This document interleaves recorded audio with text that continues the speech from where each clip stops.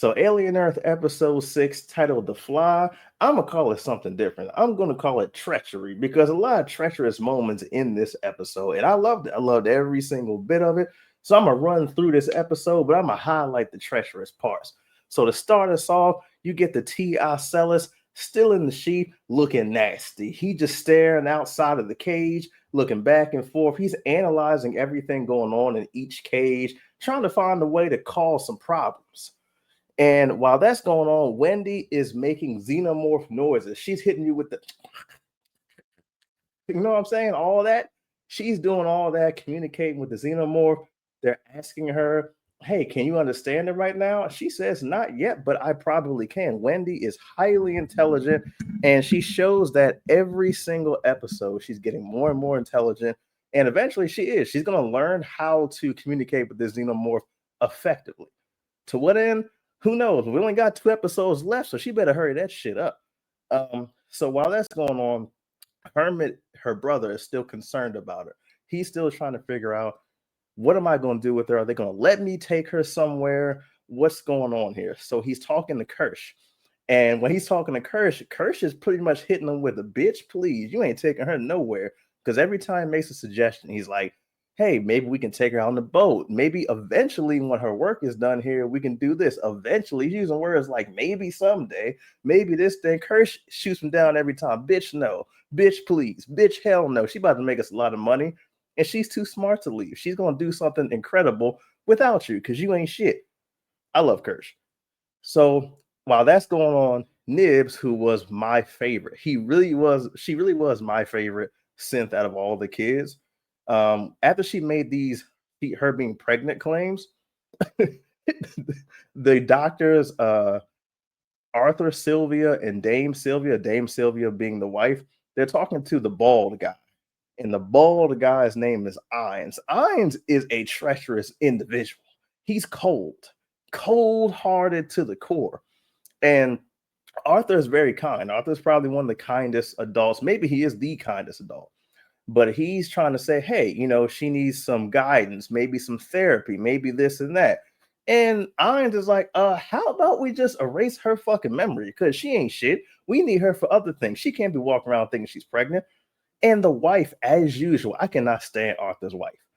Arthur's wife is just like, you know what? We're just going to do whatever you say. Because Arthur's wife is all about the company. She does not care about what her husband says. She never backs him up on anything. That's one of the reasons I really hate her. She does not back this man up on anything. So she's just like, yeah, we'll just go ahead and erase the memory. Ain't nothing wrong with erasing this child's memory instead of actually helping her. So, and she does this constantly. So when the husband says, no, we're not doing that, like, this is unethical, this is immoral, this is wrong, the bald dude just says, oh, well, how about this, bitch? You're fired. Go pack your shit by 3 o'clock. 3 o'clock. And if you ain't packed by 3 o'clock, the military is going to be in there with a boot in your ass. So it's sad to see him go. Like, the husband has been trying everything he can to make these kids' futures bright and to nurture their futures, while the wife is just doing whatever the company wants her to do. She's about the paper. I thought she was going to be like an underhanded spy and work with her husband to get the kids out of there or something. But every time I think she's about to have a redeemable moment, she just snaps her fingers like, nah, where the money at? So that's that. Husband fired. That's over with.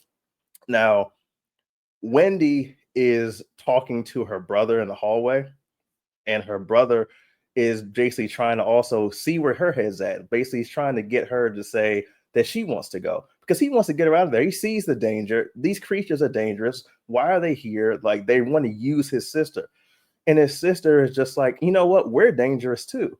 And she's basically caring for every single creature. Like, she's very caring. She is growing, like mentally growing into an adult faster than a lot of these kids are, like her and Slightly and Curly. And she just says, no, these xenomorphs are people too.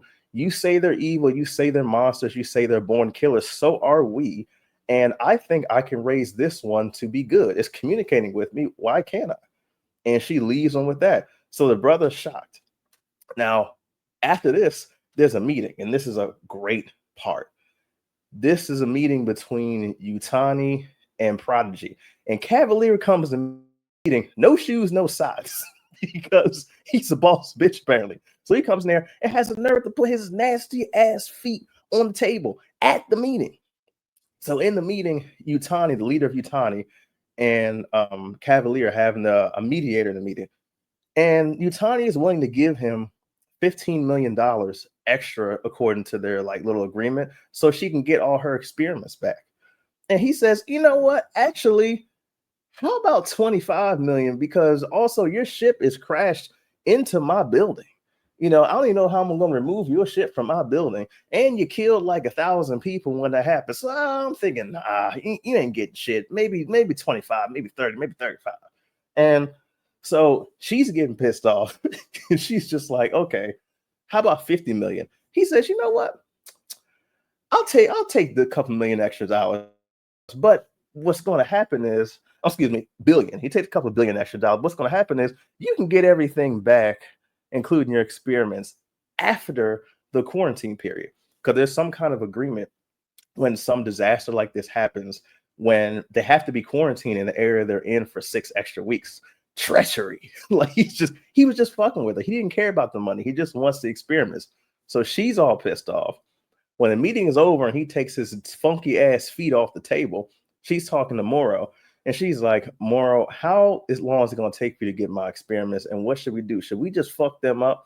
And Moro says, I'm working on the plan. His plan is still manipulating slightly into opening that door so he can get in. And he's like, I have a plan. I should be able to have him by the day. There's a pretty good chance. I'm not sure if I can get it 100%, but I'm going to do my best before we have to go in there and just whoop ass. So after that happens, Moro and Kirsch are in the elevator, and Kirsch is just staring him down, and they're trading blows, like verbal blows.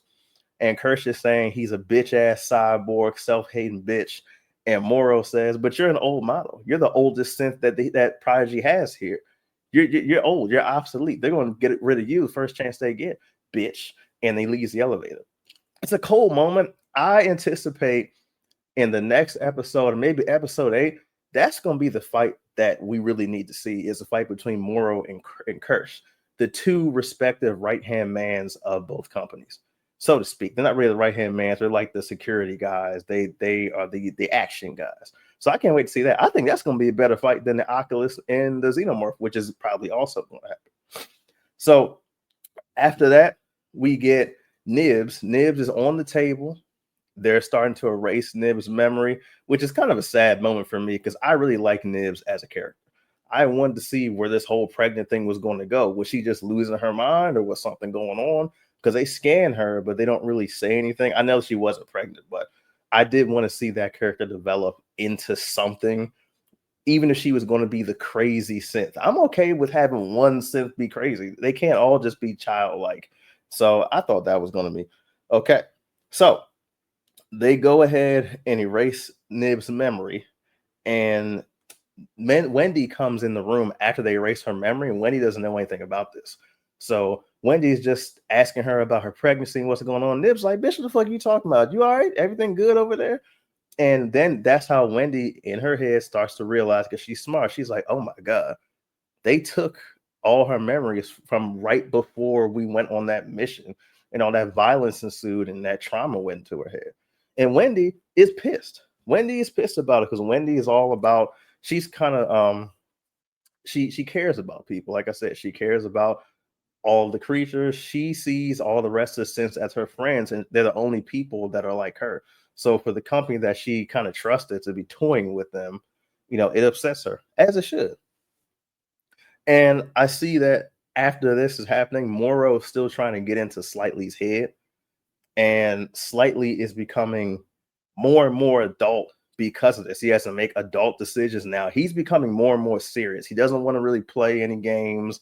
Like there's a couple scenes where Shmi, the black dude, comes in there, and Shmi is probably the most childlike out of all of the synths. And he just wants to play. He wants to be a good friend. He wants to be there for his friends. And Slightly's like, bitch, he isn't telling what's going on, but in his mind, he's like, bitch, Moro threatened my mother. Like, I need to do something. I'm stressed out. He's experiencing stress probably for the first time in his life, besides whatever sickness he had before he became a synth. So he's got all that going in his head. And you can see how mature he's actually getting, how mature he's forced to get, because he even says a line to Smee, which is like, hey, after this, I promise we can play as many games as you want to play. I just have some things to take care of. That's a pretty grown up line. That's a grown up way to think. He shows he doesn't really care about playing these games. He has serious things to go on. And because of the sense enhanced intelligence, he's just working as fast as he can in his head to figure out how he's going to do that. So, slightly after this conversation with Smee, decides, okay, I need to convince Hermit or someone else to open the lab doors for me so I can let this xenomorph out. And he's going in there to try to convince Hermit, because Hermit's a bitch. He says, I know I can convince him. But while he's going to convince him, Rashidi comes in. Rashidi was a part of the squad that Hermit was with. And Rashidi comes in and says they have to go on patrol. And they're going on patrol because the company thinks that Yutani might send soldiers in there pronto. So while they're going on patrol, Hermit's trying to be slick, and he's like, "Oh, you know what? There's boats around here, isn't there? There's planes around there, isn't there? There's something on here to get off the island." And the squad's like, "Bitch, we know you're trying to get off the island. You cannot get off the island. We're making money here. All they care about is money." Which at this point, I guess is kind of practical, because I don't think they have any family, and their only friends are each other, that three in core group. So Hermit is stuck again. He's stuck being worried about his sister, and he has no help. It's kind of sad that he has no help even from his friends. They kind of allude to them being extremely close, and it seems like he can't even really talk to them about exactly what's going on. Those are supposed to be his close friends. So they're just kind of money hungry. Maybe they'll get like some kind of redemption minute in the next episode too, because I think they're gonna die. The money hungry people always die. So, but after that, we see that Wendy is still clickety clacking, hitting them with all that shit. She's in the xenomorph room, and the xenomorph has grown bigger than he was in the first scene of the episode. First scene of the episode, he was bigger than the last episode when he was just like a tadpole. Now he's kind of like a full-formed baby. I give him like maybe 10 pounds. Later on, in this point in the episode, he is like a teenage xenomorph, running around. He's agile. He's clickety clacketing. She's still trying to communicate with him and be kind of like a mother figure. And Toodles, while all that's going on, Toodles is in the other part of the lab, feeding all the other experiments. The fly, the ugly ass thing that could be a spider, the Ocellus, who's still looking menacingly out of that door because he's just waiting. Ocellus got plenty of time. He's immortal. I don't know if he's immortal, but he's immortal. So Toodles can't open the fly's door. So when he tries to open it harder, he rips the door off the hinges. And I'm like, I'd like to say that was a plan by Ocellus, but maybe that was a plan by Kirsch. I think maybe Kirsch actually fucked the door up, because Ocellus cannot do anything with that door from his side of the cage. So since Kirsch this whole time, he's looking in the lab. He's not warning anybody because Kirsch is treacherous. So this moment of treachery, I'm going to say headcanon, theory, whatever you want to call it, I think Kirsch booby trapped that door. So somebody would have to go and feed that fly. So Toodles goes into the room to feed the fly. Normal, knows what he's doing. The Ocellus headbutts the wall of the cage, which is right beside it, and startles Toodles. And he falls, and then the door closes behind him. Man, them flies come down. And these ain't regular flies. These look like some Australian hybrid flies. They come in there and spray that acid juice on his face, and then they start to use a Pokemon peck on his face just for no reason, just to be assholes. And they sit in there. They go right back up to the nest. Now, and Ocellus again, treacherous, just sitting there looking at the door like, plans coming together. I'm going to find a way to get out of here, but right now, killing everybody, it might work. That might work. Let's see what happens.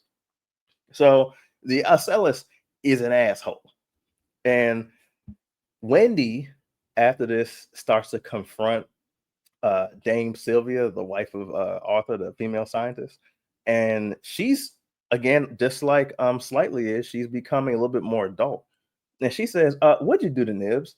And just interrogating her very aggressively, like, "What's going on? What are you doing?" And while Wendy's questioning her, Dame is just, taken aback and on defensive. And she's like, "Hey, what's wrong? Is there something wrong? I think I'm doing the right thing. Just lying, just being an asshole. You didn't do the right thing. You wiped the child's mind instead of trying to help her first. Like stage 1 is help. Stage 10 is erase her mind. You went straight to 10. You skipped all the steps." And Wendy's not buying it. And so when Dame starts to say, "Hey, what's wrong? Like, is there something wrong?" And Wendy looks at her stoic. It's the stoic line. And she says, "Well, what if you're what's wrong? What this company is what's wrong? The way you treat people, the way you quote unquote value people. What if y'all are wrong?" I like that line. It just shows that there is some sort of maturity along with this enhanced intelligence. Like I said, Wendy is growing and growing and growing. Her and Slightly and Curly, especially. You don't see much growth from Curly this episode, but her and Slightly, yes, they're growing. Now, when Hermit runs into Arthur in the other lab room, he's like, "Man, because he's desperate. Hermit's desperate." He says, "Man, is Wendy safe? Like, is she safe?" And Arthur brings him around the table and starts typing on the computer. And he's acting like, because he's being recorded and watched, he's acting like he's showing him videos of all the synths and stuff. And he's actually typing in saying, "Hey, take your sister and get the fuck out of here right now, because something big's about to happen. This is not safe for your sister." He gives him the boat codes, and then he deactivates the trackers to the synths. And Hermit gets out of there. But when he deactivates all the trackers, the computer says, "Well, Toodle's tracker is just offline because the fly acid juice is all on it." So Arthur goes into the lab, Slightly bumps into him in the hallway and walks into the lab right behind him. Like Slightly's plan had failed earlier. He says, "Oh, well, here's an opportunity for me to go in the lab right now." And they see Toodles in the room with the acid, door open. Excuse me, door still closed. Arthur opens the door and sees the man's face is melting, but decides to drag his body out by himself and just calling for Slightly. Slightly is over here. He's like, "Oh, this is my chance." And Slightly opens the door to the xenomorph cage and then backs up and opens the door to the entrance to the lab and locks Arthur in. He's like, "Yeah, they got my mom. You're going to have to go, buddy. You're going to have to get up out of here."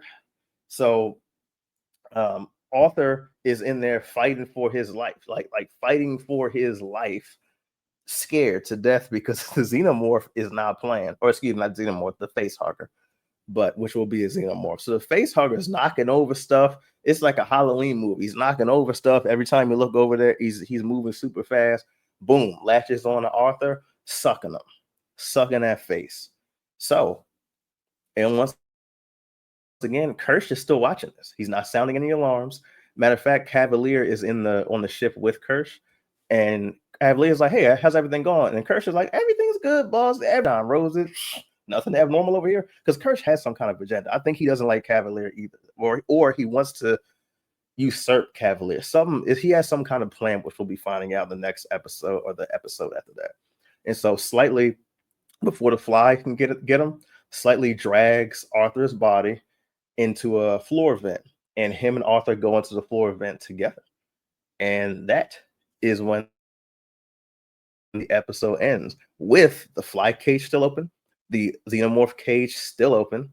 So we know we now have a xenomorph running free, and we also have the teenage xenomorph in the other cage, which I think Wendy is going to be letting out because now she's tired of the company. So now what we got? Now we got Slightly, who is not necessarily tired of the company, but he has a xenomorph right next to him, and he's clearly in violation of the company's rules. Morrow's in his ear. Morrow's going to be coming in there, guns are blazing. Kirsch is treacherous, and he doesn't care about what's going on. He wants to either usurp the company or get Cavalier killed, which is, I guess, the same thing as usurping the company. And Wendy's getting tired of the company and has a xenomorph that she has been communicating with. And who knows how this xenomorph feels? He might feel like that's her mother figure or its mother figure.